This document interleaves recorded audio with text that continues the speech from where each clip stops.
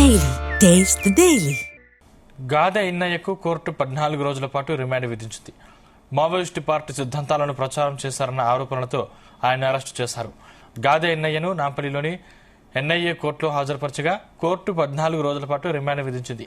దీంతో ఆయన నగరంలోని చంచల్గూడ జైలుకు తరలించారు. ఇటీవల మరణించిన మావోయిస్టు నేత కాత రామచంద్రారెడ్డి అలియాస్ వికల్ప్ అంత్యక్రియలకు గాదె ఇన్నయ్య హాజరయ్యారు. ఈ సందర్భంగా మావోయిస్టులకు అనుకూలంగా వ్యాఖ్యలు చేస్తూ ప్రజలను ప్రేరేపించారనే ఆరోపణలతో గాదె ఇన్నయ్యను ఇవాళ ఉదయం అరెస్టు చేశారు. ఉపా చట్టం కింద ఆయనపై కేసు నమోదు చేశారు.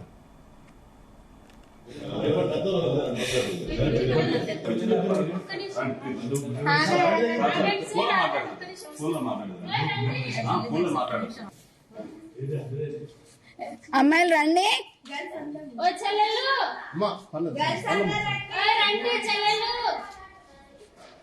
సార్ మీకు మేము టైం ఇచ్చాము. మళ్ళీ అందరూ బాధపడతారు.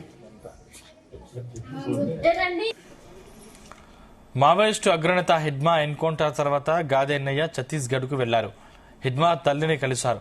అక్కడ మీడియాతో మాట్లాడుతూ భావోద్వేగానికి గురయ్యారు. ఈ సమయంలోనే కేంద్ర హోంశాఖ మంత్రి అమిత్ షా కూడా వ్యతిరేకంగా మాట్లాడారు. అమిత్ షా తీరును తప్పుబట్టారు. ఈ నేపథ్యంలోనే ఆయనపై ఎన్ఐఏ ఫోకస్ పెట్టింది. ఇప్పటికే చాలా సార్లు నోటీసులు పంపింది. తాజాగా మావోయిస్టులతో సంబంధాలు ఉన్నాయన్న ఆరోపణలతో అరెస్టు చేసింది.